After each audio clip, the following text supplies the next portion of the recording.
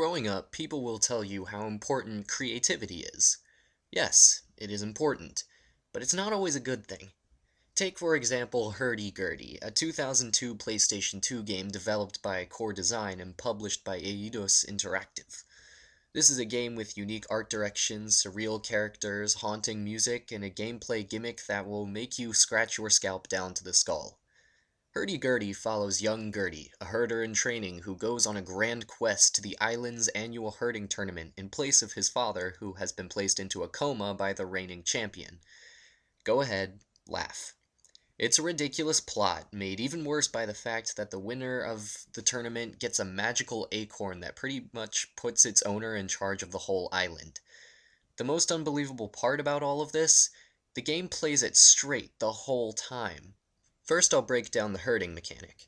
Before I start, I should say the system skids the line between flawed but charming and downright broken. The gameplay is never so unwieldy that you can't finish the game, but it will push the limits of your patience. You command a wide array of creatures, most of which are either herded by chasing them around or leading them while playing a magical flute. Both of these have their downfalls.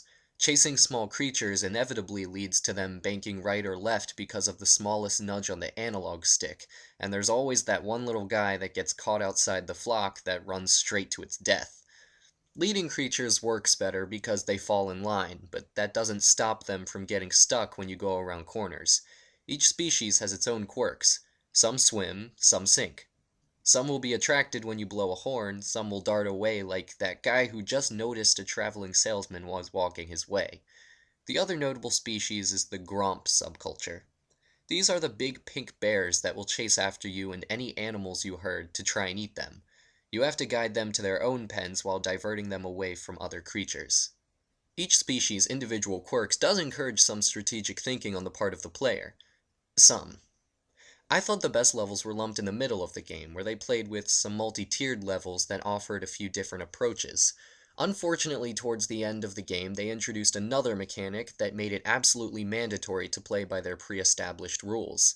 You see, each level has 100 collectible bells in them.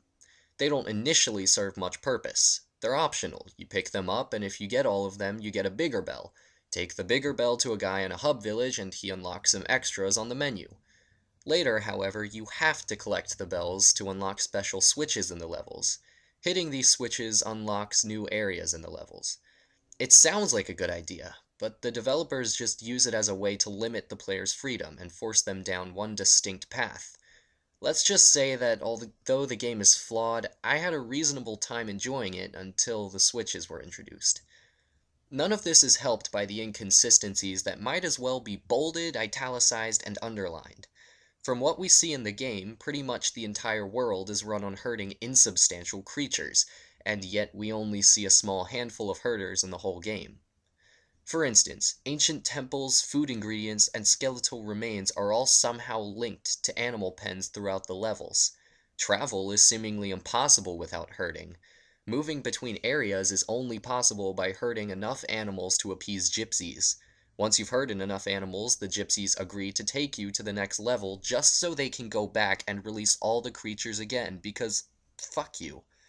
And although these gypsies are capable of guiding you up mountaintops and harsh terrain, they can only do it in small increments. They can't take you all the way there in one go. You have to stop all the fucking time just to get more animals. Now, one could make a case that they resemble some sort of Obi-Wan, and that the journey is more important than the destination. After all, each of the places you stop generally leads to you receiving a new item necessary to move forward. Which brings me to my next point. This game offers some of the lousiest upgrades imaginable. The only ones that particularly make sense are the magic boots that allow you to jump higher and run faster, the flute that herds animals behind you, and the hammer that presses the aforementioned demon bell switches. What other upgrades are available in the course of the game? A magical stick that sort of, but not really, attracts nearby dupes, which is prone to being stolen by Gromps, which then break it in half, forcing you to retrieve both halves before you can use it again. Then there are the gloves, which allow you to push heavy blocks. Not so bad. A horn that scares creatures and doesn't do much else. A magic suit to help you swim, because swimming is just downright impossible without magic, apparently. But by far the worst is the feather you get. The feather makes you lighter, so you might think, oh, it makes me faster or jump higher. But no, the boots have that covered. No, the feather lets you climb ladders. A feather. Ladders. Want to know what the explanation for that is? Ladders were just invented, so they're rickety. Now's the part where you smash your head into the desk. My next topic of discussion is the camera, but I don't want to talk about the camera. It's like when you pee your pants in the middle of a class. You don't like to talk about it. You just want to forget about it. It's embarrassing and humiliating. That's how I feel about the camera. Enough said. An extension of the camera is the visual component, the art, if you will. Now here's what I'll say about it. Take any individual screenshot of this game, put it on a wall, and you can call it impressionist art, and people will walk by, nod, and analyze it as such, no questions asked. Put it in motion, and it loses everything. Imagine if Mona Lisa started moving in her frame, shaking her booty and clapping her hands. Aside from being the most hilarious thing to ever happen, it would lose everything that made it a masterpiece. Now, I'm not making a general statement about games being in motion denying them artistic status. I'm simply saying that this is a game that looks good when you're not playing it.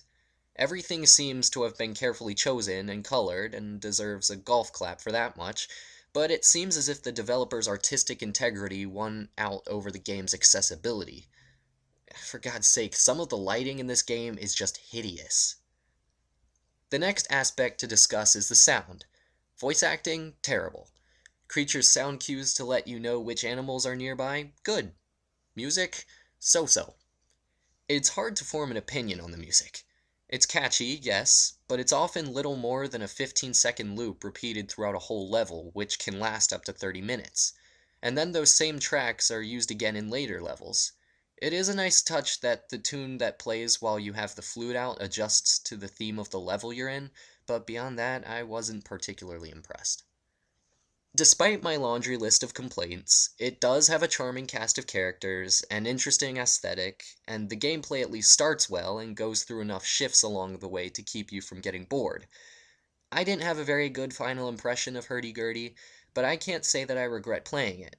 I chose to pop it in to kill a few days while waiting for something new to come in from Gamefly, and it was reasonably entertaining. I picked it up for $3 from Play and Trade, so I had few expectations to begin with. Don't go into it expecting some unsung classic of the PlayStation 2 era, but don't necessarily write it off as a waste of time.